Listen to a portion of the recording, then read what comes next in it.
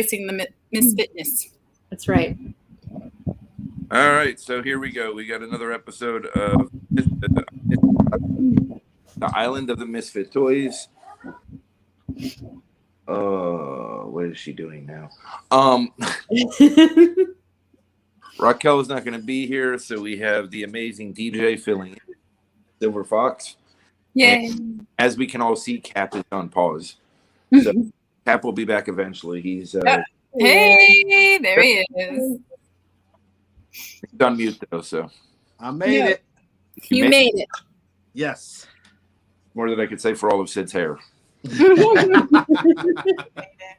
Hey, wait a second. The LinkedIn just said it was previously recorded live.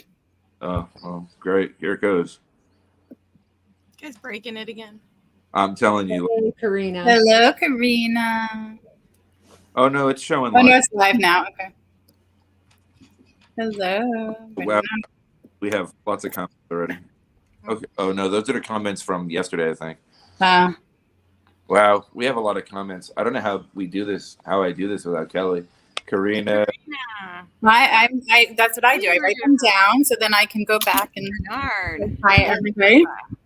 Hey Rob. That's Karina. Hey, Dorothy. Hey Rob. Hey. Karina, I loved your post earlier, by the way. Yes. Your I post. missed it. Sydney, what are you?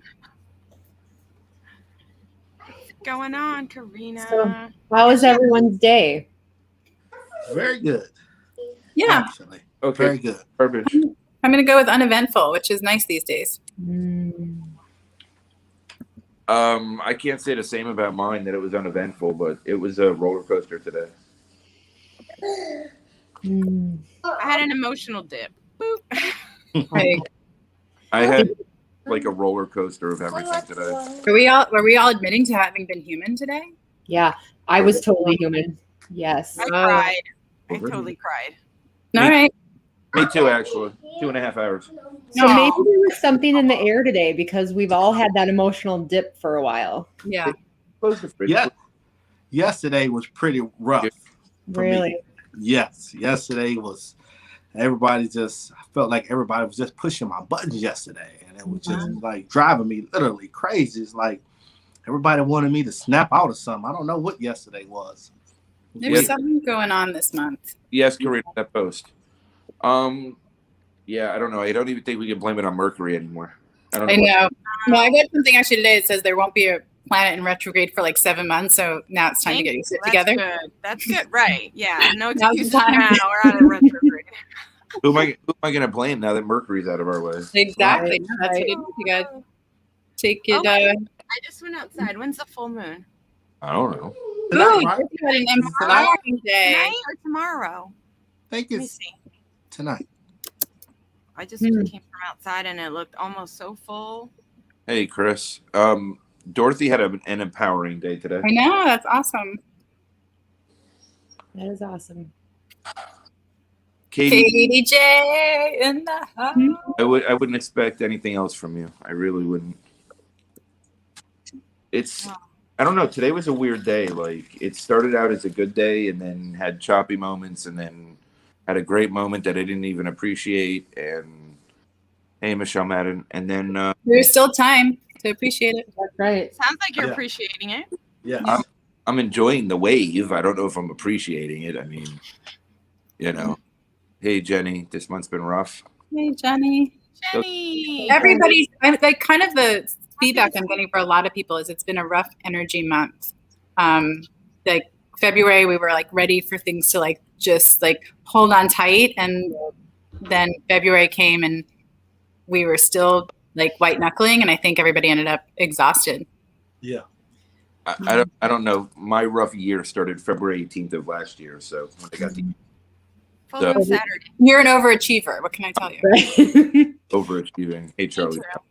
I had a really energetic last 2.5 weeks. And then today it felt like I had that hiccup that you just have to keep recovering from all day long and keep reminding yourself, shit, there it is again. There it is again.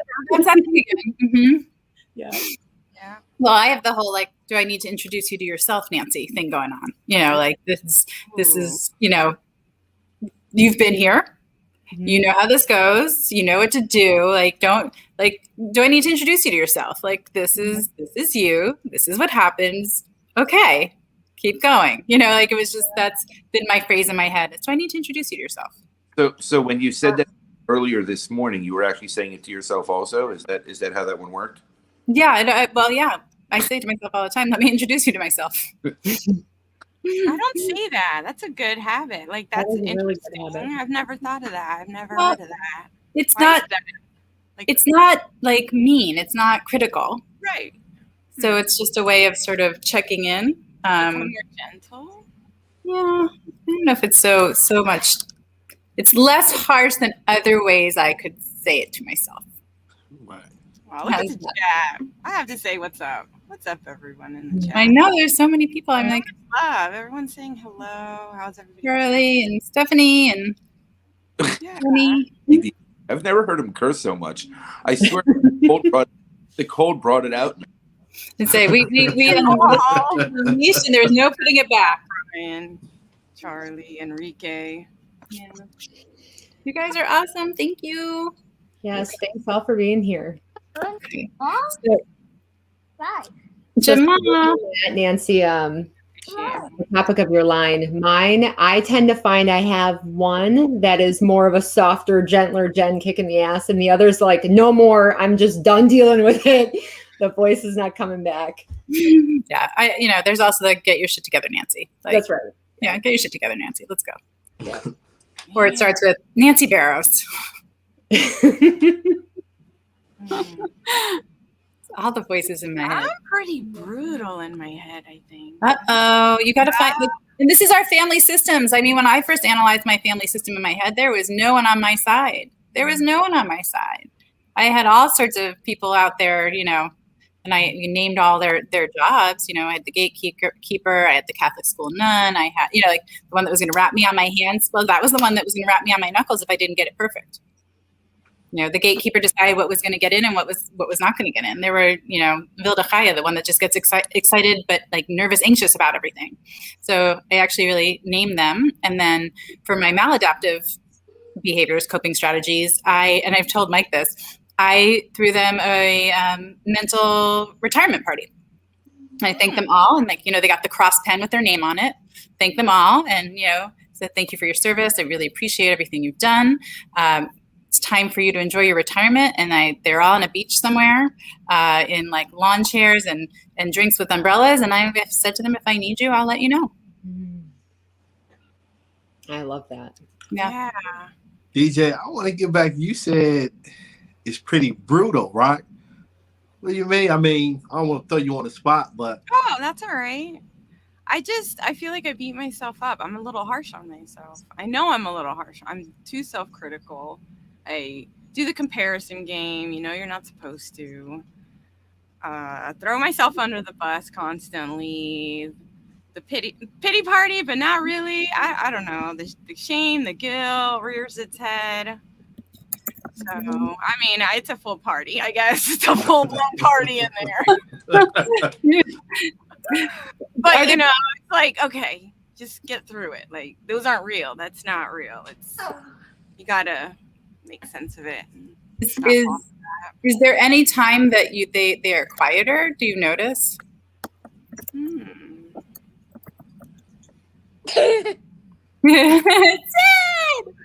It's a good question. Hi, Sid. She's looking at her hair. Yes, she is. No, I'm not laughing. That's a daddy fail. That's a daddy fail. It's okay. Human, thank you. Yeah, Right. It's in my face. It's in your face? Yeah. How could it be in your face? There's nothing left of it. Nancy. It looks so. You know what I can see, Sid? I can see your beautiful eyes now that your hair is off your forehead. That's right. I see those beautiful eyes because there's no hair getting in the way. What do you think? Go with iPad.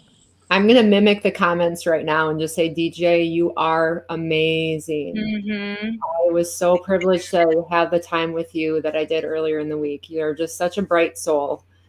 Thank you. I appreciate yes. that, Jen. When those voices come in, you just call one of us and say, give me a kiss. We'll take care of it for you. I hide. Nancy knows this. I hide. When I get real quiet, it's like, oh, yeah, I'm fighting right now, guys. I'm fighting. I'm quiet because I'm fighting. Yeah. Oh, here comes my little one. And that's when I just keep texting you. And Yeah. don't let you hide for too long, too far away. Yeah. But it's true. DeeJae, it's like there's this whole place of, Karina, I love you too, of where like we don't see ourselves. And that's one of the reasons I really appreciate when people reflect back to me how I'm received into the world. It gives me an opportunity to get out of my own head. Hello, Bean. I get out of my own head and sort of step back and see what other people think. And if you listen to what people say about you, DeeJae, if you could see yourself, I'm serious, if you could see yourself through the eyes of the people who love you, you would not have a moment of self-doubt. You would not have a moment of being self-critical. You would not be beating yourself up, because we all see everything that you are and the beauty in who you are and your heart and your generosity and just the way you radiate love, the way you like to highlight other people and make them shine. All of those things, that's what we see. Thank you. Yeah. So sweet.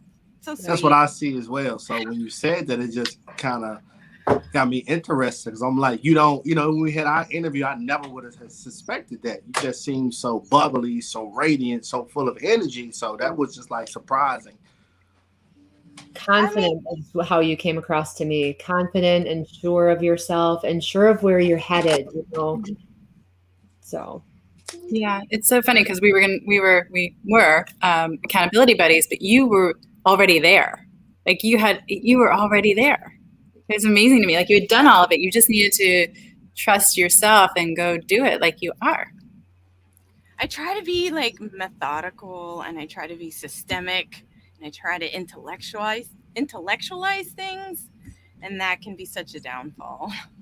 Yeah. Mike, you want to talk about getting in your head? No, I never do that, so I couldn't tell you what it's like. That's where I'm coming from, so I'm like trying to do that whole transition. I'm like, yeah. From the here to the here. I mean, I'm pretty harsh and blunt. I'm blunt, right? Like I'm very, very blunt. And I don't mean to be harsh, but lots of times it comes across harsh. And I'm so removed from my emotions for so many years of my life that it does come across very harsh. It used to be a lot worse. Like it was just pure harsh, not even blunt, just harsh and almost vicious harsh. So there's slight improvements here. And now that I got 5 audiobooks today on how to speak to people and communicate to different people, maybe that will help me. You just needed to talk to me. It's what I do for a living. Apparently, yes. Yes. Nancy has a new brand coming. Hi, Sid. Where's the other box, Sid? What's your face? Oh, wow. Sid, speaking of people, like she's not. One suck on, one suck off.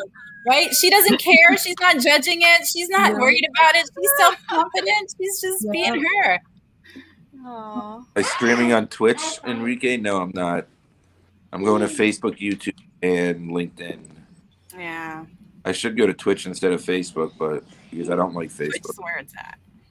I can't. Oh, I don't know if I'm too old for it or what. But you've seen me. Like, don't say the O word. Can't say the O word. I'm too ripe. I'm too.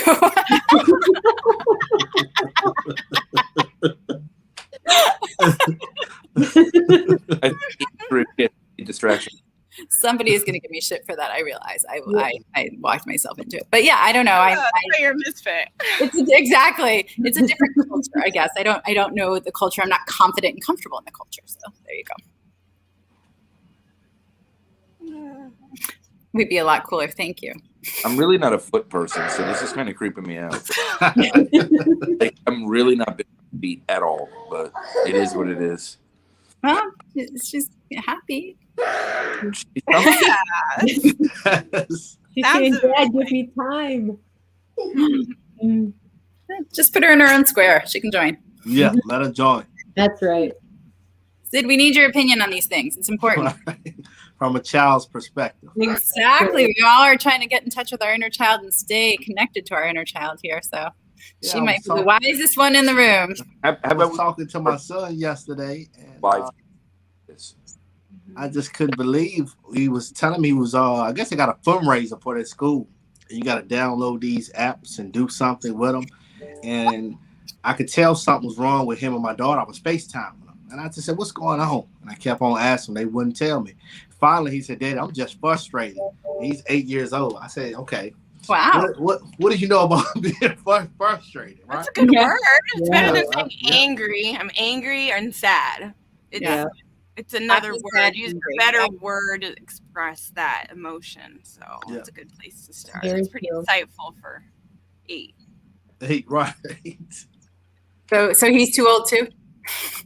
Well, my kids always got that old soul, but I'd just be surprised that, that his selection and choice of words are very, I guess you would say, old, mature. And I just was like, wow, and the way he says it, because I was telling him one day I had a sinus infection. And I was like, man, my throat is bothering me. I was scared to go to the doctor because I didn't want them to think, it was something that it wasn't. And I said, son, my throat is hurting. He said, yeah, you showing symptoms. I said, symptoms of what? He said, he's not saying symptoms of COVID. He said, yeah, Dad, you got symptoms. I'm like, okay. Who got you with a dictionary? Right. Exactly. Who gave you that source? Let me have it. Right. My brother used to say, like, he always expected his kids to be smarter than him. He welcomed it. He just didn't expect it to happen when they were 5. Yeah. Wow, 5. That's pretty much bad. Somebody wants us to focus. We don't know how to focus. That's why we're here together. Right. Pretty much. Focus is out the. Yeah. It's not our strong suit. No. I work really hard. Focus. Yeah. Is Kelly going to make her appearance so I can say Kelly? Better than the what was it? The olive screen. She's had a brown screen. Today's. She has a beanie on right now. We need a beanie. I'm outnumbered, Kelly. You got the beanie? Can you hear me? Yes. Yes. Yeah. I have a beanie. You do? I don't know how we get on the right. There's no way. We can't take over a row. I guess we have to be up top and bottom to each other. We'll be a column. Yeah. We'll be a column this time. There you go. Okay. Much better. I just have to figure out how to make my camera work. Hi, Sid. Sid, tell us about fun. Aw. I would just want to shout out Darren. Finally back on the webs. So that's good. It's good to have you back. Taking a pause is always a good thing. Mm-hmm. Welcome back. Just don't stop. You can pause. Just don't stop. Agreed. That's the thing. Healthy revival of our energy. Click on the chat like it's my chat, and I'm like, I can't pull up comments. That's funny. Yeah, but I can read them, so. Yeah, I get distracted. So we're talking about keeping momentum. We're talking about seeing ourselves through other people's eyes. What other things? It's one of these things that we can dive into, or just something totally silly. Has anyone, when they were young, has anyone cut their own hair? Yes. I think so. Yes, I'd have to be. I remember cutting my hair and I had a bald spot. I guess I just cut it too close. It was just like a weird bald spot. So I took an ink pen and I just filled it right on, covered it right on up. I love that. I had a Sharpie so it wouldn't come off so quickly. Yeah. My brother, I think, cut my hair. Like nothing very obvious front, but I feel like there was like a chunk. I was given a layer in the back somewhere. Yeah. But I don't think I ever cut it myself. I to this day don't like get layers in my hair. But you have good hair. I don't have great hair. I mean, I don't have thick hair. That's the thing. It's like, so you gotta put a beanie on it every once in a while. That's how mine is. I feel like I never cut my own hair, but I'm pretty sure that my sister played like hairstylist on me several times. Whoa. It never ended well. No. And I used to get that. Remember just the Barbie head? Oh yeah. Right. That I think for every year for Hanukkah I would get one, and by the time it was the next year, I don't think it ever lasted the full year. But like by the time I like cut and styled her hair and put the makeup on her, whatever that was, makeup that like stained the face. Kelly. Yeah, that's as close as I got to styling anything. Although in college, Raquel and I used to cut each other's hair. Like we'd be getting ready to go out, and she'd be like, "My hair." Okay. Same, vice versa. Some serious trust there. Yeah, serious trust. Agreed. Mm-hmm. Hey, Kelly. Oh, comments! Yay! She's got her beanie.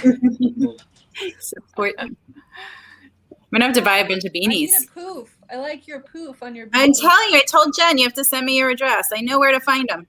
It's so cute. It is cute. Yeah, text me the address. You'd melt in one, Darlene, if you had one. Oh yeah. Oh, so like it's I think 64. I just checked the weather because I went outside and I was looking at the moon. You know, take a breather, get away from the screen. It's been like a Zoom-filled day. Oh, I was doing my women's veterans leadership cohort, so definitely a full day of Zoom. Wow. And I had some calls, and now here with everyone tonight, but. You know, got to get outside and enjoy the moon. But 64, and then it's supposed to be like 90 degrees on Sunday. Wow. So, yeah. Yeah, I definitely see that trip to Florida being very short for me. Karina says she's cut her sister's hair. And her own hair a lot. Love it. All I caps. actually did cut my own hair during the pandemic. I got a little desperate. Oh, yeah. No, I just got mine done. I let my sister cut my hair about 2 weeks ago. So Yeah. with kitchen scissors. Oh, I actually ordered scissors off of Amazon. I can't wear it straight. Listen, this doesn't have to be perfect. Just to be fair, Michael, Jaris, either of you that if you want a beanie, go ahead and send the address. Like I'll get you one. I'll get you a poofy beanie. With a poof. With a poof. With a poof. Gotcha.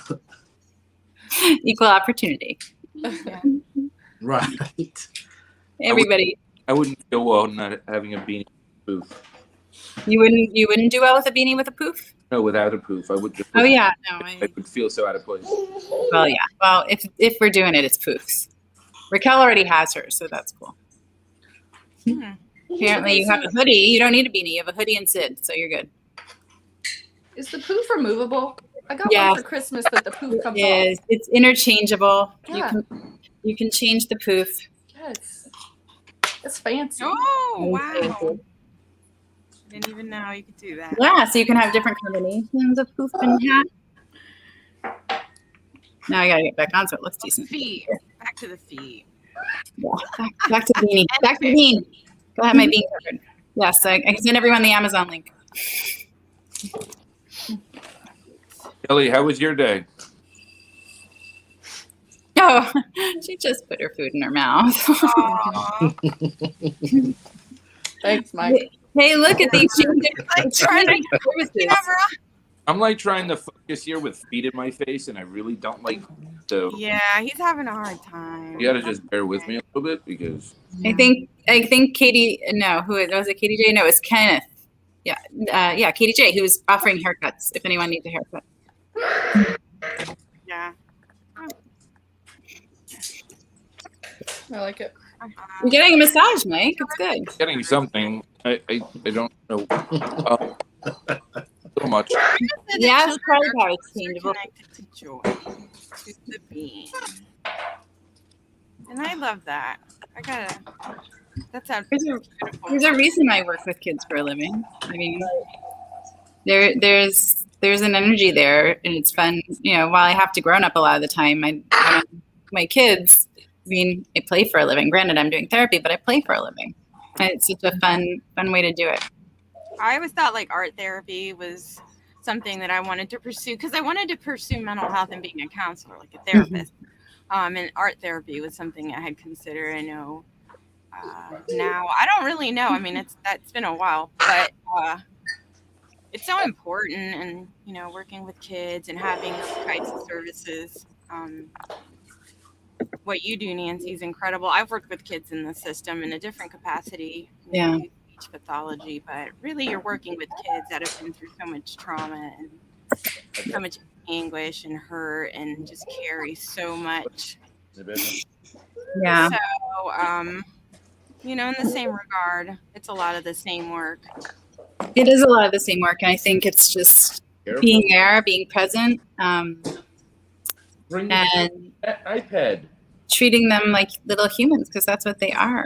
I mean, they have all the same feelings that we have, except for fewer tools and fewer words and, all of that stuff. So thank you. No, I love what I do. I absolutely love what I do. But I will say, in the bigger picture of things, so for what I do in the schools, it's perfect. But in a capacity of being a private therapist, it's very frustrating because I'm constantly having to justify my existence to insurance companies. Mm-hmm. And the things that I do are not necessarily medically necessary, unless you consider mental health down the line, preventative mental health, which insurance companies don't want to hear anything about. But I'm giving people a voice. I'm teaching social cognition. How do you become connected? How do you stay connected? How do you change how you approach things over time based on the people? We used to teach kids, adults, whatever, people to introduce yourself. This is how you introduce yourself. And it was a lie.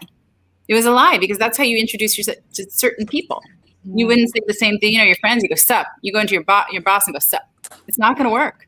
Right. It's not going to work. So being able to know what you need to do in different situations, I can't teach you everything, but I can teach you tools to be able to do that. So insurance companies don't want to pay for that. But so many of my clients come to me in tears because they have no community, they have no connection, because they can't, quote unquote, get it right. They do things that, quote unquote, creep other people out unintentionally, but it makes people feel uncomfortable. So, that's my pitch for in the real world. I wish I don't know, not a coach, but there was a way to do it where I can give people these skills without it being therapy. Because then it's just between me and the client and what their goals are. So. There's a way. Well, and Nancy, it's so needed. I mean, for 15 years, I've been seeing and staffing, and just different people come in and they literally don't know what they don't know because they've never been taught. And that doesn't make it wrong or bad. It's just they don't know better. Right. So any vehicle that we can help you with to get that voice out there, I agree. It's so needed in today.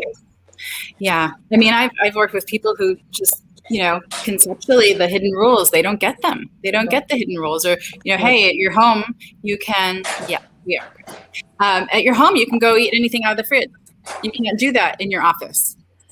They believe it's hard for people who have that social cognitive piece intact to understand how hard it is for people who can't read and don't know these rules, and the world seems foreign, and that's where all this anxiety comes from, because if you can't see where you're going wrong or when or how, the world is a minefield.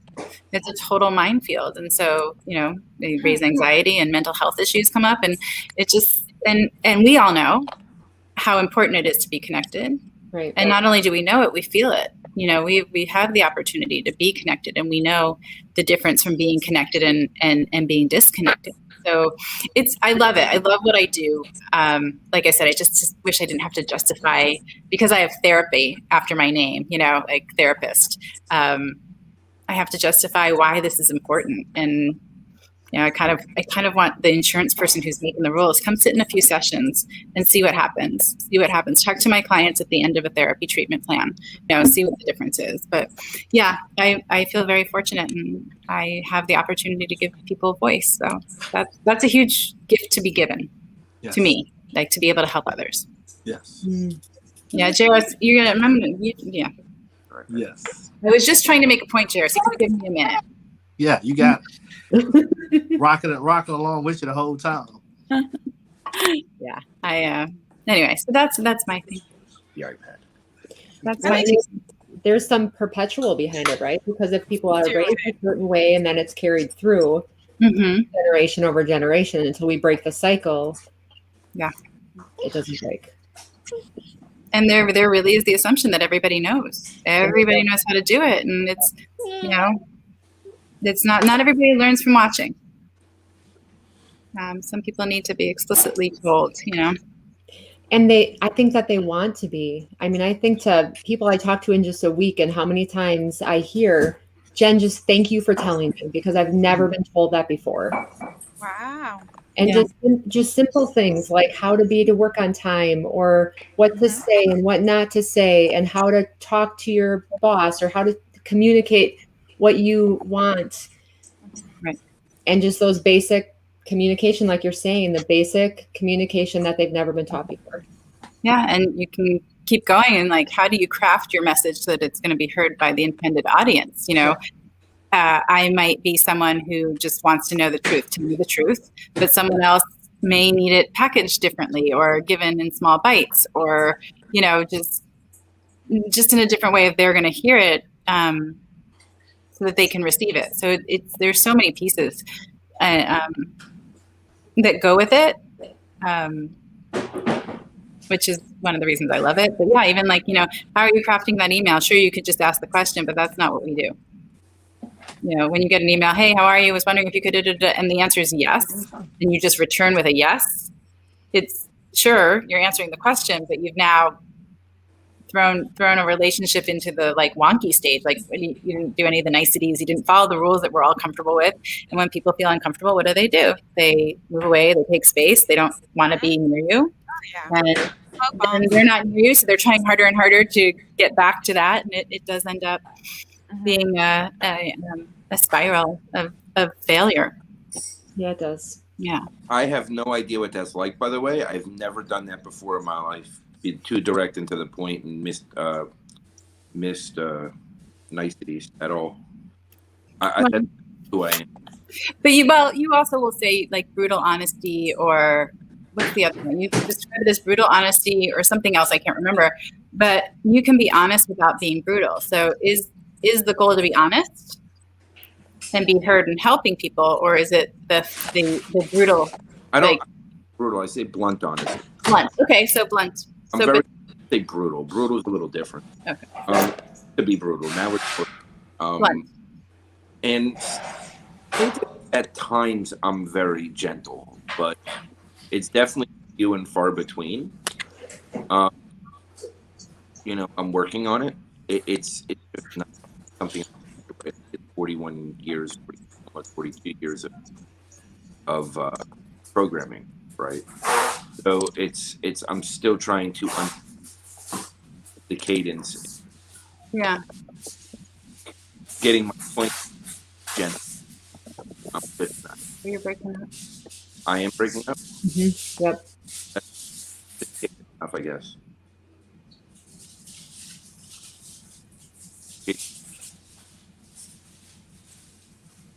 You're just gonna stop. Well, again, one of the questions I would ask is, who's the honesty for? Is it for you or is it for the person receiving it? Because if it's for the person receiving it, then you have to speak their language. Yep. Otherwise, they're going to put up a brick wall and right. not necessarily want to hear it. Yeah, I will say, as far as Michael is concerned, I had to stop doing that because I used to always put up a brick wall. You had to be very careful and cautious with me how you would come at me. And I noticed one thing about you, Mike, you are definitely improving, because when we first talked, I was like, man, this dude, to be a stranger, I'm like, man, this dude just say how it is. But I'm somebody who is curious as to why people act the way they act and why they think the way they think. So I cannot judge somebody. I want to know what's going on. And now that I'm hearing the story, you and I are getting closer, I see why. Like even the message you just sent me, I'm like, okay, because I need some time. But I get the way you're coming from. But I can say this, I do see the progress. Well, thank you. I appreciate that. The progress is nice. No, you're learning a new language. Lots of them. It's important for what you got going on. The way you handling everybody, Mike, it's important that you handle and learn the language, because you connect. You are the connector, and you do introduce so many people. So it's a work in progress, and we are in it together. That's right. And I think that there's a balance too, though, because for me, your directness, Michael, I'm a very literal thinker. Like, don't give it to me sideways. Don't sugarcoat it. Just give it to me straight. And I think that there's that balance of not going too far the other way as well. Keeping direct and keeping to the point and keeping literal and just here's the way I see it without getting fluffy either, because that would not be effective for people. I like a little fluffy. You like a little fluffy? Yeah, a little. I don't mind a little fluff. I don't like the fluff. Softens the blow. But that's right. People get lost in all of the words and not well, what's your point? Yeah. And it depends on your background. It depends where you come from and what you're right. Do you take honesty as criticism? Do you, it's there's a lot of different things that go into it. When I was single the first time around, my brother was working in a law firm and my sister-in-law was determined for me to meet a lawyer from the law firm. And so we were having dinner one night. My brother's like, oh, I don't know. What are you looking for? And I said, well, they're always going to start with, I love you. But they'll say, I love you, but you're being a bitch right now. Because I know I have the ability to do so. And I don't want someone who's going to let me run all over them. But they also have to let me know hey, I love you. But here's the truth about what's going on right now. I'm not going to say I'm going to receive it in such a lovely way in the moment, but I will appreciate it. That's me. But I think, again, it's know your audience, get to know people, and speak in a language that they receive. And sometimes you're speaking in their language and they're not ready to receive it, and you have to hit them over the head. I mean, it happens. Yep. Well, the hitting over the head, I'm really good at. Yes, you are. Specialty. Yes. But DeeJae, was I very harsh with you? Okay. All right. I was direct, but I don't think I was harsh. No, not harsh. Sometimes direct can feel harsh, though. I wasn't. DeeJae, how did you receive it? This is safe space. You have to give honest. Oh, no, absolutely. I'll give an honest answer. I'm not. Can you just ask the question again? Because I have my first impression, right? And I've shared that with you. My first impression of, and so I don't know. No, I mean from our conversation. Mm-hmm. Mike, you're breaking up again. Yeah. Sorry. No. I don't think so. I think it was direct, but it was warm. It was sincere. It was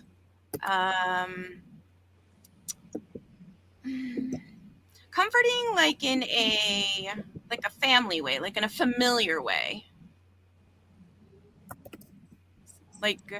Something, yeah, I'll just leave it at that, and from a familiar way. But it wasn't aggressive. It wasn't uncomfortable. It wasn't harsh. I would not say harsh. Not at all. And Cap, when I first talked to you, was it harsh or was it just the same? No, you're not. I don't think you're harsh. I think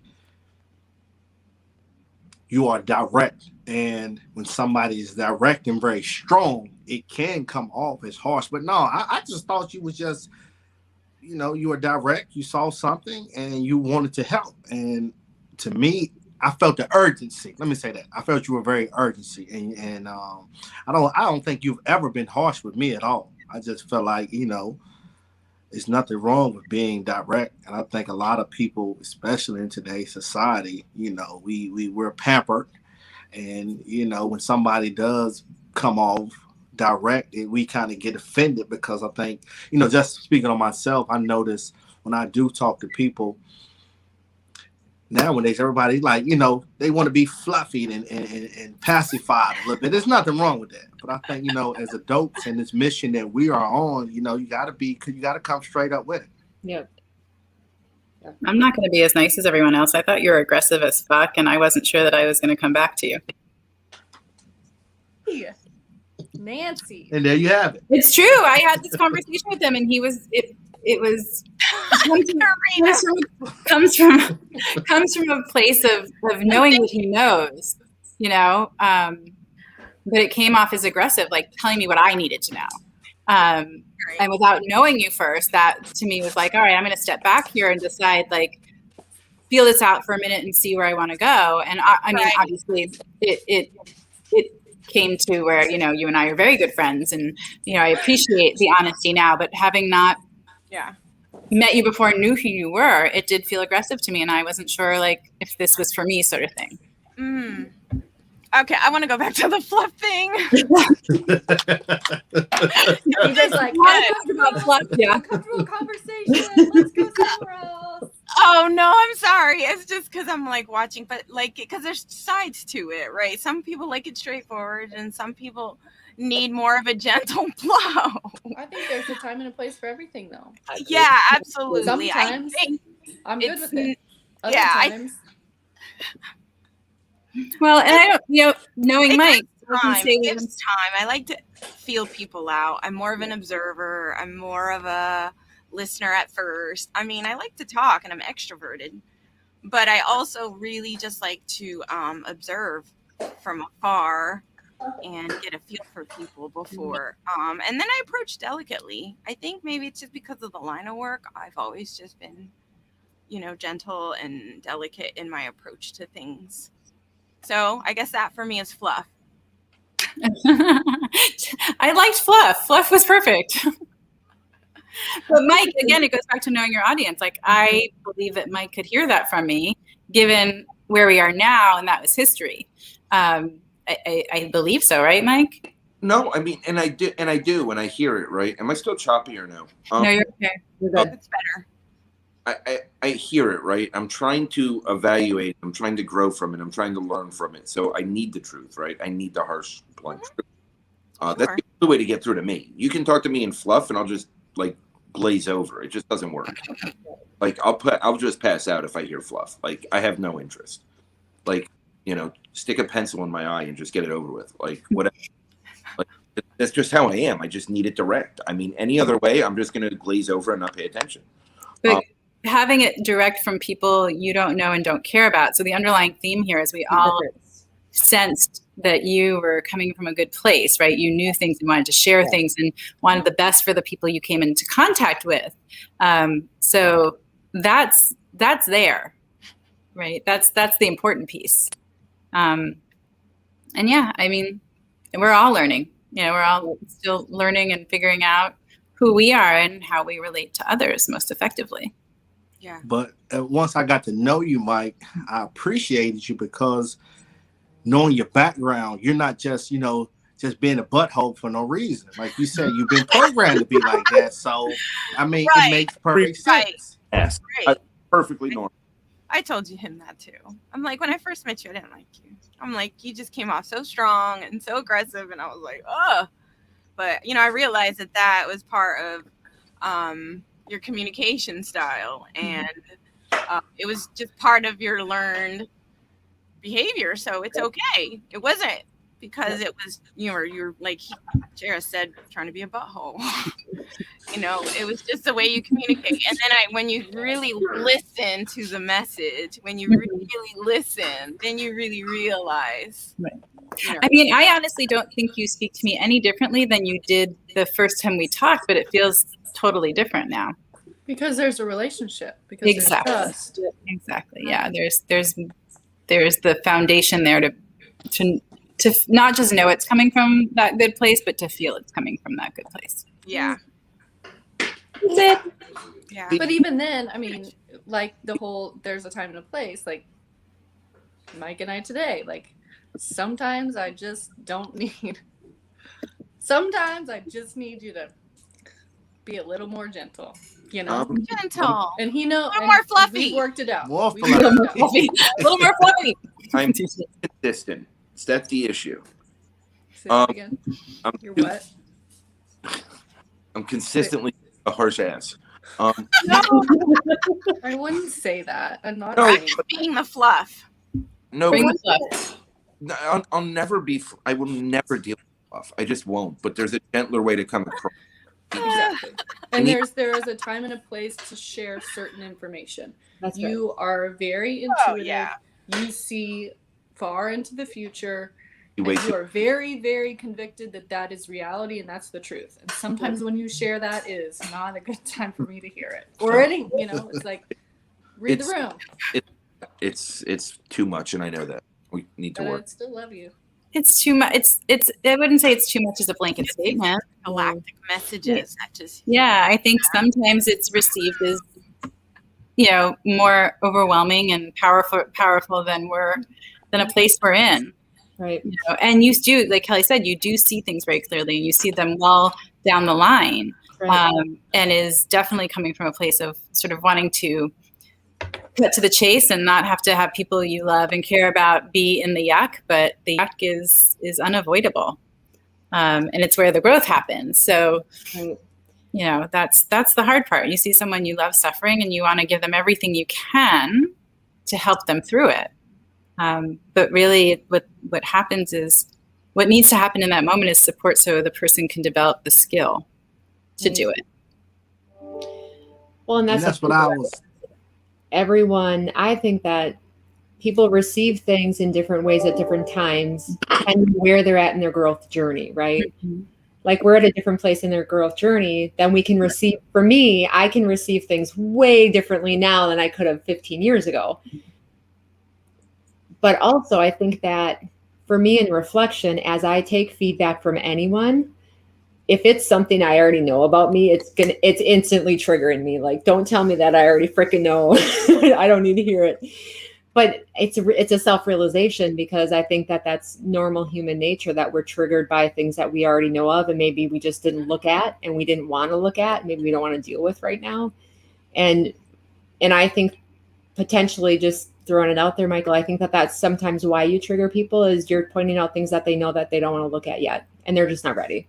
Oh yeah. And on that note, like, I had this discussion with somebody recently. I don't think it's a bad thing to trigger people. Agreed. Like a trigger is a sign that this is something I need to work on. It's not a bad thing to trigger people. Yep. We're just talking about, if we're talking about a time and a place for things, like, don't kick me when I'm down, like that's all it is. Like, it's not, don't hold back. Like, I really don't. I think being a trigger is almost a blessing, because you're helping people grow. Like, that it is okay. It's almost a gift that you can do that, Yep. But at the same time, it's like, there's got to be balance. There's got to be balance. And Mike, you're learning that, which is really cool. Agreed. I think we're all you are aware and wanting to grow and learn from all of this. That's the beauty of really what this is all about, right? It's that, what did I say? What did I call it? Mike, what did I call it this morning? It's tragically beautiful, right? You have to go through that yuck and the hurt to get to the beautiful. So it's tragically beautiful. Yeah, look, I am who I am, and I'm fine with that today. But I do want to just keep growing and improving, right? Like, I just want to keep evolving and learning from the mistakes I make. And I'm just doing live every Thursday, apparently. So it's really ironic. I really think we should move the show by a day and see if I still learn lessons those days too.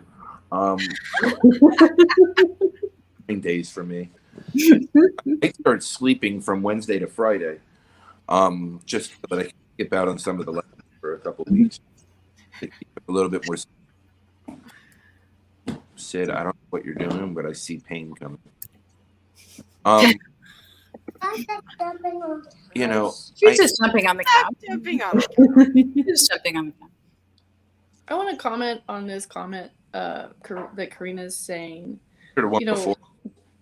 This one right here. I grew up in a very Christian home, and there was this always this saying of, like, speak the truth in love, and it was kind of this I want to say blanket excuse to be able to speak judgment over someone. And I think that my understanding of that now, that's not the point of it. That we are only entitled to, or asked to, or charged with speaking the truth when it's empowering someone else. If speaking the truth is belittling or tearing someone down, that's not our job. That's not our purpose. And I think that's different than being a trigger, right? I mean, that's different than triggering. But I think we have to be really careful in what's our purpose of speaking the truth. And does it come from judgment, or does it come from love? Yeah. Well said, Kelly. I agree. Wow. You're welcome. And Sid, I need you to be nice to my friend over there. You start punching me? No, it's not nice. You can punch a pillow, Sid. Can I just give you the clip? You'll finish your head? No, go punch a pillow. See how many times you can punch the pillow. No. Karina, I don't agree with your comment a few ago that I shouldn't change to please anyone else. But what I'm saying is I think that I need to learn the time and the place better. Because as much as I'm intuitive and as much as I see things for what they are, sometimes I miss the surface stuff because I'm so busy looking deep. I would say more delivery, because your insights are very strong, and I appreciate that, because even the conversation that we had the other day, and I asked you, I said, how did you know that?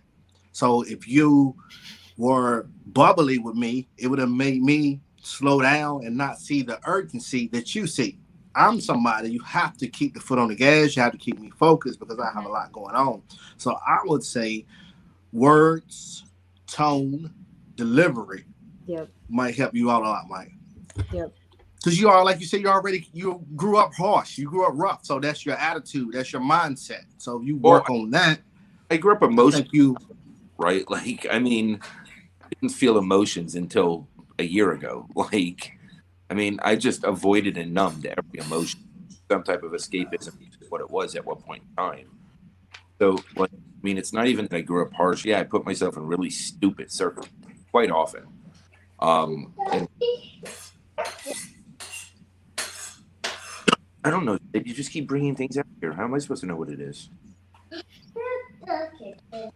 Okay, you can keep that. It's not that I grew up harsh, right? Like, my family was a upper middle class family, but it was all for show. And you know what happened in the house, what side of that was this prototypical perfect life, right? Like, that's just how it was perceived from the outside looking in, and pretty much because that's pretty much what I became for a while. I was the target of everybody's problems. And because everybody expected my house to be perfect, the fact that I came out of that house immediately made me the core root of every issue, which over time fluctuated and changed. You know, but at the end of the day, I just became, again, the perennial underachiever. Any expectations to live up to, because I just didn't want to do crap anymore. You know, when you start drinking at 9 and doing hardcore drugs at 12, it's at that point, you know, I missed just a few developmental years there. You don't call that harsh, Mike? And I mean, is it? I didn't grow up. Jaris. I mean, is it harsh? Yeah, but it's not like being a black man in America where going for a jog in a neighborhood, I have to worry about getting shot out the front door. You were emotionally being shot at. You were supposed to be harsh. Your worth was you were being devalued every step of the way. You were not told you were loved. You were on your own, and you were on your own because you were, you know, fucked up. Emotionally shot would have been much better. Like, this was like the hardest slow bleed in history. It was like just torture. And don't get me wrong, my parents did the best they could, and it was generational with like how they grew up. So go pee. Thank you for the update.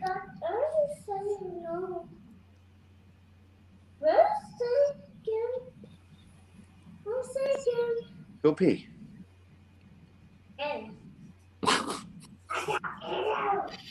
think it's interesting, and y'all tell me what your thoughts on this. So there's 4 women and 2 men here, and we're talking about our interactions with Mike, and Mike, just knowing you and knowing your conversations, it's different with men and women, and not because you're different with men than you are with women, but we receive things differently. And I think, you know, sometimes this is going to sound very general, and I don't mean it to be general, but my interaction with you, or I would say most women's interactions with you, while we aren't used to such blunt harshness, or I don't even want to say harshness. We aren't used to such like blunt communication. We're used to a little bit more of the fluff. I think men are more used to it, but we receive it better from you because there's this dynamic of male female ish, you know, we're used to, like, this is the way men speak, but when you speak this way with such authority to men, and Jaris, I think this is what you were saying, tell me if I'm translating it wrong, but like sometimes it comes off a little bit more like you're used to it, y'all are used to like talking in such clear, like, no fluff, no BS, like guys, you know, say their thing, you know, there's no sugarcoating anything. But I think, and not even necessarily what Jaris said, but just in my conversations with you about your other conversations with clients or whatever, sometimes it comes off as like ego or confrontation, or I just think it's interesting, and I really don't like the like polarizing gender conversations, but I think it's important to address that there's a difference there. Yeah, Thoughts? you're exactly Anybody? right. Thoughts? Yeah, you're exactly right, because like I said, I don't want you to be fluffy and all that with me, you know, be straight up, but you have to keep in account and keep in mind who you are talking to and who you're dealing with. Like I said, Mike, me knowing your background, it makes perfect sense. Like you telling me this, okay, now I get it. But a stranger or somebody that doesn't know you, they might come off like, you know, I don't think you were harsh. I just think you were absolutely upfront and direct. And like Jen said, depending on where somebody is in their life, they might not be wanting to hear it. But yeah, Kelly, you're exactly right. I think women are also socialized to, for better or worse, read between the lines. It drives us, we drive ourselves crazy with it sometimes, but it also is beneficial if we're giving the benefit of the doubt. And we're also socialized more than men to like check in with our gut. Like, what are we feeling? Yeah. So I think that there's all sorts of factors with everyone's communication, you know, whether male, female, like whatever the dynamic is, it's not just you, Mike, there's so many other pieces that are in play and that are going to impact the interaction. I have to wear the beanie because I'm in the middle row with. Yeah, and I don't need to be taking mine off, so. I need to be putting one on today with the way my hair is today. I mean, I did wash my hair today. I'll say that. I didn't, admittedly. So. You're ahead of me. Michael, I have to say, to just add to the conversation, I mentioned it earlier, but I would have received it way different 10 years ago than I did when we first met, because I was in a different place.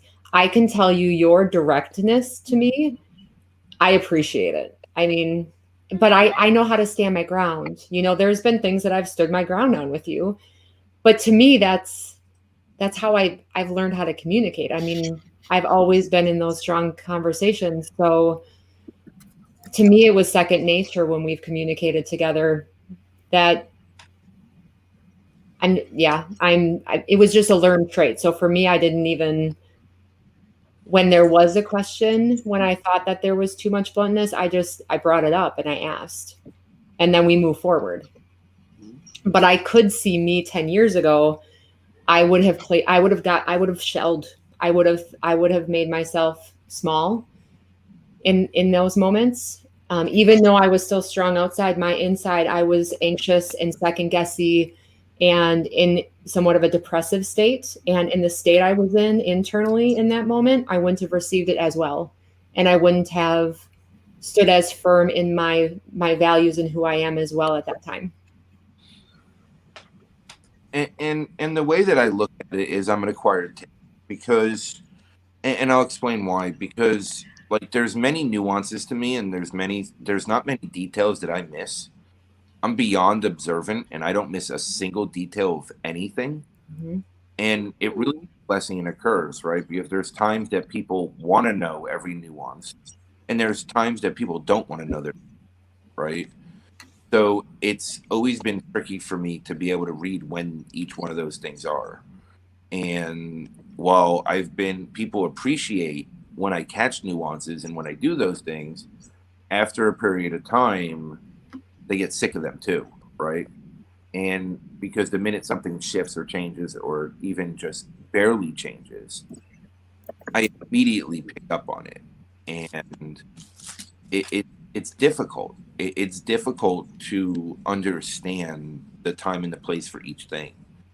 And when I build a level of something, whatever it might be, in any type of relationship, family, ship, familiar, whatever those bonds are, like the minute that I start picking up on the nuances when it's not as wanted to be noticed, it usually starts changing the dynamic rather quickly. And my issue is a lot of times I've just shut up and sit in the corner because I just don't want to destroy whatever it is. So I just ignore it. It eats me up. Because then I start questioning my intuition and why do I have these gifts if people want them at specific times, but then other times don't want them. Right. And then it makes me question me. So I need to figure out a balance to that or just stop paying attention. And I don't know which to do when. Oh, Karina brings up a good point, generational differences. We talked about that with Carl, too. All the generational stuff that we carry. Yeah, we talked about this. This has been coming up a lot. Yeah. Any advice on my last statement? Or do I just shut up and sit in the corner? My opinion is that it depends on the person, because I think that, to me, I still would lean in and say something, because if I genuinely care and love about someone, if I see something that could prevent them from pain or that could help them grow, I'm not being authentic to who I am as a person if I don't say something. But that's just my value system, is if I don't say something, I'm holding them back. And I would assert that that's your value system, Michael. And you should lean into that, is my opinion. And it may just need to be presented in a certain way at certain times. I can tell you definitely should not sit back and stay in the corner. Agreed. No. Yeah, I don't think you should be so harsh on yourself. Yeah, I think you should do exactly what you're doing. Grow skills. Talk about it. Find out what there is to learn about it. Try things on, see what works and what doesn't. It's like any other skill in your life. And you do have, what we've all said is you have very valuable things to share. That is, unquestionable. But again, for me, it's like, how do you get your message to be received, right? That's the important part, is that you want the person to receive what you have to share. And that's where it's speaking their language a little bit. Yeah, Jen said it and Jaris said it too. And I want to pause for a second and say, I feel like a lot of times during this, we end up it's about Mike and Mike's struggles and whatever. But I just want to say, this is universal. This is not a Mike thing. This is a lesson for all of us, for everyone who deals with this. This is not the Mike show. This is not the let's give Mike therapy show. That's not at all what this is about. But you're saying, I almost lost my train of thought. You're saying, and Jaris said, no, absolutely. Your job is not to hide in the corner. If you if there's truth that you feel like you need to share that would help someone that you love, by all means. I don't think anyone here is saying be quiet. I think what we're all saying is there's a time and a place, and there's a way, right? And there's a way to be blunt and transparent and honest that is still mindful of where the person is, right? So you can say the same thing and send the same message in a way that, like Jen said, they'll hear it and they'll receive it, And I don't want to air out our issues earlier today, but I can tell you what you said to me, if you had said it to me in a different way, the exact same thing, if you had used different words and still been blunt and honest and still not fluffed, but just used some different words, I would have received it totally differently. Does that make sense? Yeah, it does. I'm just trying to understand the nuances and understand myself and where I need to be more adept. There's no There's need no to. need. Yeah. There's no need to. Yeah. There's no need to. Okay. I think that too often in our society we have conflict and think that like that's a bad thing. We need to avoid conflict. Yeah. No, conflict helps us grow. Yep. The conflict that you and I had today helped us grow. We've learned something from it. We have both leveled up from the conflict that we had today. Let's not hide from it. Let's not run from it. It happened. It's fine. I feel better for it. You feel better for it. I'm not just a harsh dick. I'm a super harsh dick. Leveled up. I mean, I need to understand. Need is not a word. Need is not a word. Okay, I want to understand. I choose to. I choose to. Go Nancy. Sorry. Go Nancy. Go Nancy. Woo! To learn another way of communicating at specific times that is more applicable than my bluntness or directness, so that it has a more fluffier approach while is that better? Yes. So you choose to gain skills and learn languages that allow your important messages to be received and heard. Well, if By they didn't more people. learn languages, I'd be so much better off. By more individuals. Mm-hmm. Yeah. We have so many great comments on this topic. So many great comments. I want to talk about Karina said this, and I wonder, and y'all can help me, is it generational that Karina's not experiencing this, or is it like geographical? I think it's such a Southern thing, like Southern woman thing to like sugarcoat everything. But she's also poor. Like, I understand. There's a generational gap there for sure. But I'm just asking, is the difficulties that I'm talking, and I don't know that really we were talking about difficulties. What do you think, Nancy? No, mine is yes. I'm going to answer yours, but mine is the realization that I am twice Karina's age. Oh, that was unfriendly. But I mean, I think it's a lot of things. Generational, possibly. I mean, I came from a family where that's the communication that I was taught, how I was taught to communicate, and then how I was forced to communicate later when secrets were not a thing and conversations were happening. But, I think there is more permission today to not fit in. To be your own person, dance to a different beat, sort of thing. I think there definitely is that culture. Is more so today, but I also think it is who we are as people. You can be raised in a generation or a culture and be completely different than that around you. But here's another difference, right? Now think back to when you were 24, I was 20 whatever, and everybody else was around that age. Like what she posted today at 24 is so enlightened and so eye-opening and inspired. But we didn't have an opportunity to post that because we would have literally had to use thumbtacks and drawn stick figures. Like it would have had to been on a bullet because hieroglyphics on the wall. I mean, but that's the difference, right? That's the technology gap, right? Like she was raised in technology.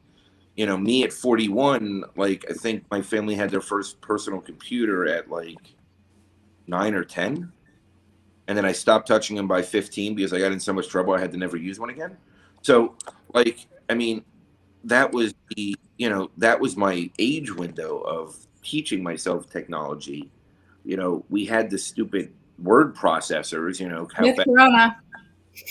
Huh? I went to college with a Smith Corona word processor. Yeah, I mean, but that's what I'm saying. Like, that's the difference too. There was more accessibility and connection, right? And you grew up in an age where you can look on the internet and find anything you want. You don't need it. You can find your crowd, right, more easily. We had who was literally in our backyard, and if you didn't fit in, you didn't fit in. And so maybe there was a little bit more risk to not fitting in. I mean, when I was 16, we didn't have cable television yet. Like they didn't even. That was the remote control. Right. Well, yeah. I mean, I had my little sister, but like, go hit the button. But at the same time, yeah, I mean, but that's the difference, right? Like, that's a huge difference. It wasn't only about being accepted. It was the fact that we didn't have the ability. If you wanted to talk to many people at once, you had to hope, one, you had call waiting, or you called into the local party line. Yes. Lines, and you got on with like 20 people that you had no idea who they were or where they were. How there wasn't child trafficking from them, I have no idea, because those are not like literally traceable. Like, I mean, I don't know what they did then. Like, I mean, that was what it was like back then, though. You had to, if you wanted to socialize outside of school and you weren't in an after school sports or after school something, that's what you had to do, right? Or send courier pigeon. Hey, I'm not that old. Mail. Email. I'm not that ripe. How many postcards have you sent in your life? I'm just curious. Oh, I've sent a ton, and I still use like old-fashioned mail. I'm very, very big on snail mail, because I think it's Same. I think it's powerful in the sense that how I receive it, I know, and my intention when sending it is I take the time to find the card and write the note and address it and have the stamp and put it in the mail. It's forethought, and it's really having that made an effort for that person to know that you were thinking of them. And yeah, I'll still text, but text is like it's now, and I'm thinking about it now. Whereas sending a card in the mail to me is, I've been thinking of you outside of this, the moment of whether it's your birthday or whatever reason you're sending something. Like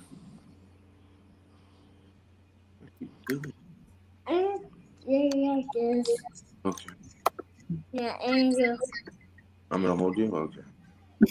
What did you get on your sweatshirt? I just hair. Just hair? Yeah. There. Back of your head? No. No. You're gonna try. Yeah. It's attention to intention. It's like you really have to focus your attention on your intention. Well, I mean, my intent is always pure. It just doesn't always come across that way.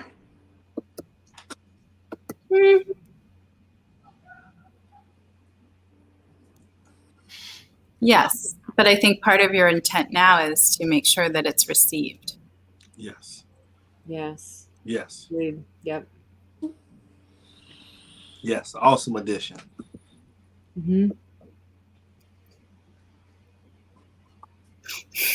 Hold that. And there you have it. Oh, I'm falling. You're falling? Yeah. You're falling? You're falling? You're not falling. I'm holding you. Oh, where are you going? Want to do like this? Okay. And Charlie and DeeJae, yes. That's why I do it. I love receiving now. I can't read my own writing. It doesn't matter. Oh, that's enough. It's the meaning behind the getting the thing in your hand. Yep. Agreed.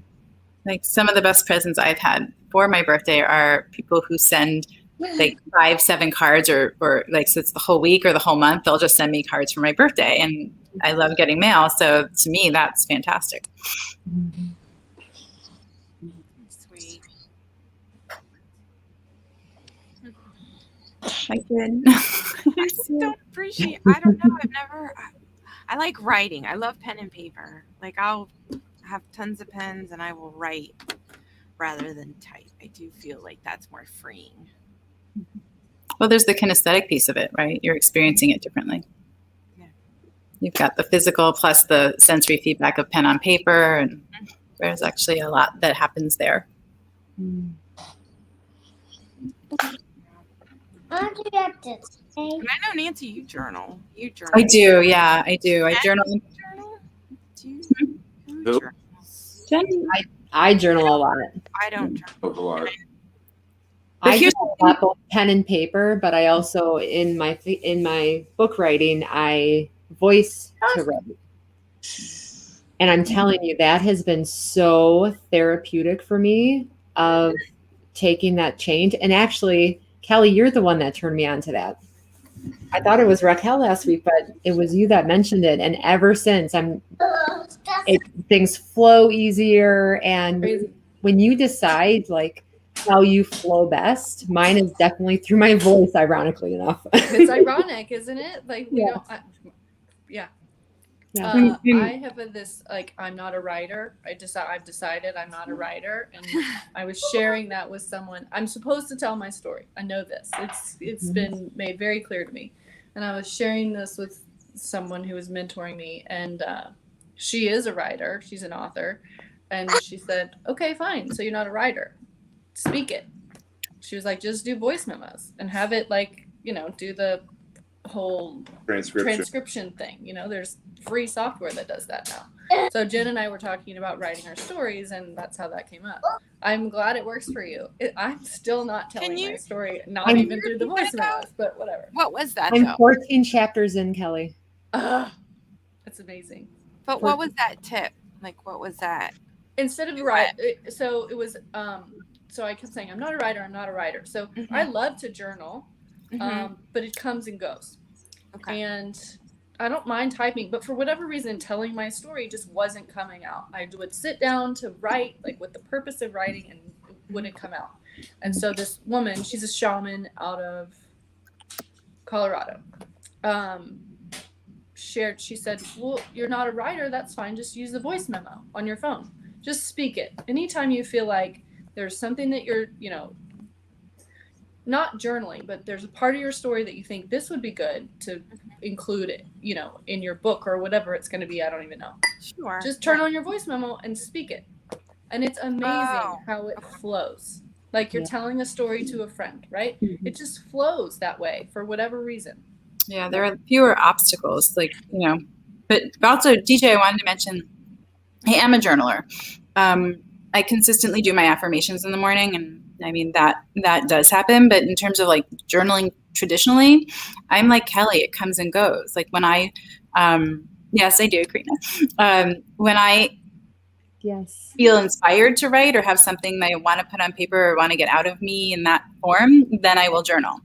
But it's not like, Dear Diary every night. That was something that always kept me from journaling because I always felt like I was failing because I wasn't consistent.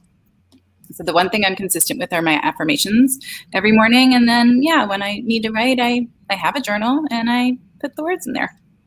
Yeah, I see your posts and you always are definitely journaling, just doing a lot of the repeating, like letting it out. I don't journal. I do positive affirmations, but I do the YouTube. I love listening to them as I'm going through like washing my face and, kind of like that self-care.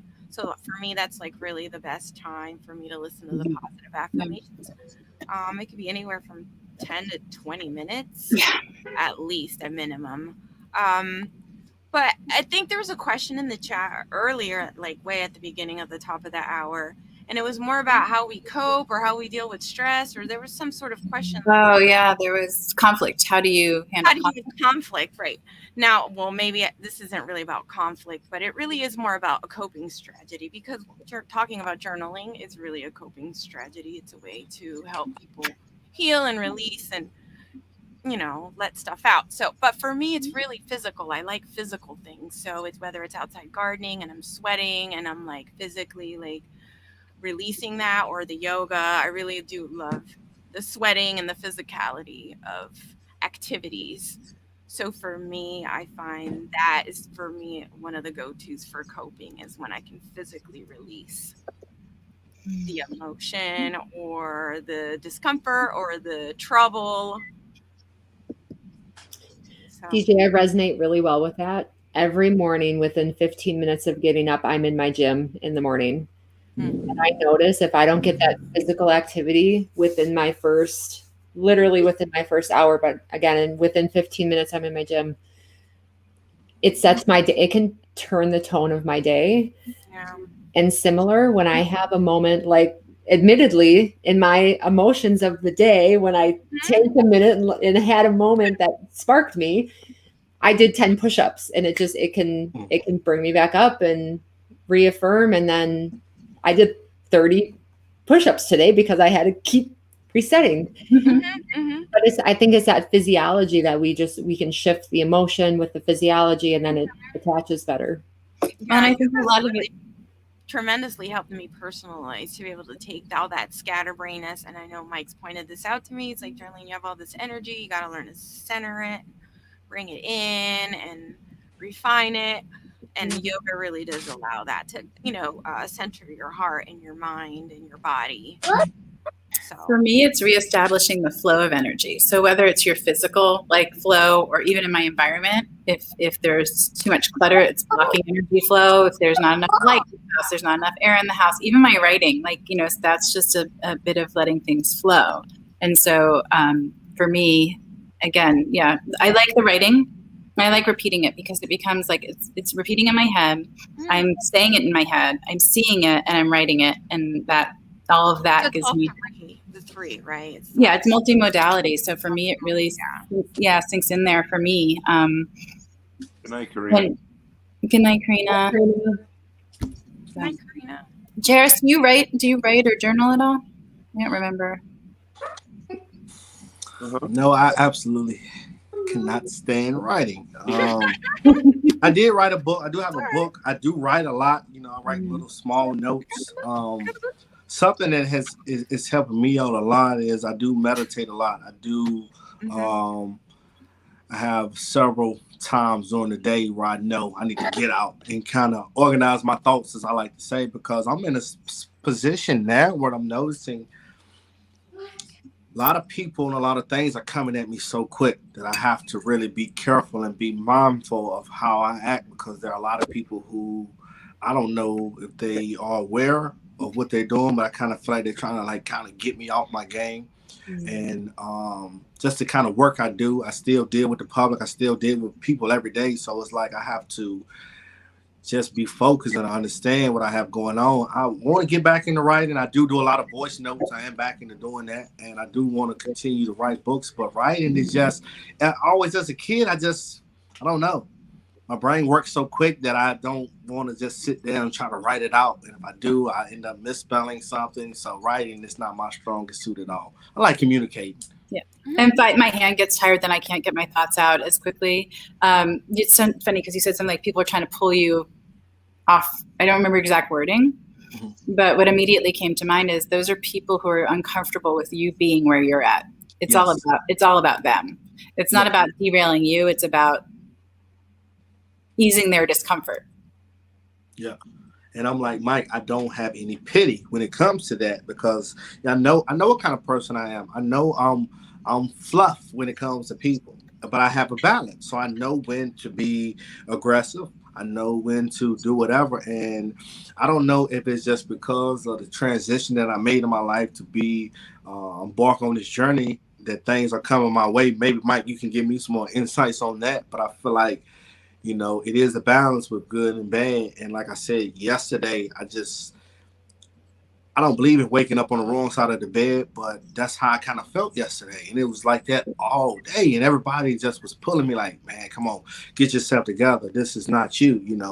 I'm snapping and just kirking out. And I was I was actually looking for, we say smoke. I was looking for an issue. I was looking for a problem. I wanted to confront somebody.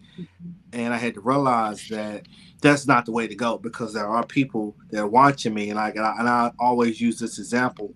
I can't explain to my children if I done snapped out on somebody, especially based on something that, wasn't worth it. And a lot of issues that I'm facing today are not worth it. But it's just like every day or every so often, I'm being faced or encountered with somebody who, like you said, Nancy, maybe they're uncomfortable with the transition of what's going on because, whatever they have going on in their life, and they can't stand that. I guess it's hate. A lot of it is hate too, for lack of a better word. So that's what I'm dealing with now on a daily basis, just trying to find my way and to stay away from a lot of negative energy that's coming my way. Well, it sounds like you're the exception, not the rule of the group you're in physically. So like now here you're talking to people who journal and are meditators and are like-minded, but out in the world, so to speak, are you surrounded like people like that, or people who are still sort of, I'm going to say, not without judgment, unaware, and not looking to grow? Yes. Definitely B, all the way around B. Mm-hmm. And I get it, because I'm not just like that, but I had similar qualities. And now they're looking at me like, why are you embarking upon this journey? And it's just like family and friends, and just like I'm learning now to I've cut a lot of people off, and a lot of people have just left me alone because they see I'm trying to do the right thing, but definitely be.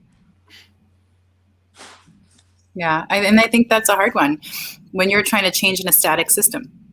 That's right. That's really, it's more credit to you to continue fighting for your own growth.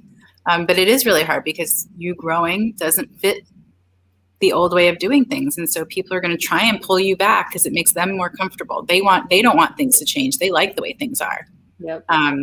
And you're the one that's breaking out. So, I mean, kudos to you to not allowing yourself to be pulled back into that, because it's easy, right? You could go back to that. Like once you've come out of it so far, you can't go back to it, but you could go back to that because it's comfortable discomfort. You know how to do it with your eyes closed, right? We could all fall back into that, but being aware and putting the effort and energy into it, that's a lot more work. That's right. It's also a lot more empowering and other things that come with it, but it is a lot more work. And doing it in a static system, Jaris, I know I'm setting the trend, and I don't take any credit, but it is very difficult and very challenging because it just seems like since I've been active on social media, I've ran across a lot of people that I look at family like you all, and you all embrace me and accept me, and I'm just looking at the people that know me like, if people that don't know me can see what I'm doing and what's going on, how it's not about me. I will say this: I have noticed lately that a lot of people that come around me, I can see them growing and changing just as well. My little brother called me all the time and say, man, I don't know whatever you're doing, but I'm seeing the benefits just by taking your lead. So it is a lot of responsibility. I'm definitely equipped for it. I can handle it, but it just bothers me when days like yesterday when I'm like actually looking for trouble. And that's not me. I've never looked for trouble. I've never been in the bully. I will not bother anybody, but I just was literally looking for somebody to put in their place. And the path that I'm on, you don't want that. I don't want anybody to be able to say, "Oh, he snapped out on me," and that's not the guy that I am. For me, that's what resonate I with that. Sorry, DeeJae, go ahead. Oh no, it's okay. For me, what I've noticed is as I've changed, most of my friction comes from people that don't want the dynamic that I used to fit into with them, whatever that ship was. Don't want it to change, right? And that's where the friction's coming into. As for my journaling and writing, what it comes down to is I write out. I like the Brene Brown work, like the book you're reading. Like I write that out, my trigger stuff. I write my triggers out. I realize my triggers. I go to my core root issues. Like if I'm writing, it's for productive reasons. Mm-hmm. Now, granted, I have a series of, I don't know if it's poems. I don't know if it's little short thoughts. I don't know what they are. They're not in traditional formats. They're just on paper. And I probably have 100 of them now of just all different topics. I don't share them a lot. I don't share them in public. I do share from time to time, and I have no problem sharing them. But they're not your traditional, traditional writing. And I have that creative outlet, but as soon as I journal that stuff, I physically burn it because I want to see it gone. For me, I need to see it evaporated and disappear into smoke. Like I need it gone. I can't just keep a notebook of it. The notebooks that I keep are my gratitude notebooks. That I like to track. That I like to go back and look at. Where I was before, where I am now. And sometimes I do reverse gratitude. Sometimes I do forward gratitude. So it all just depends.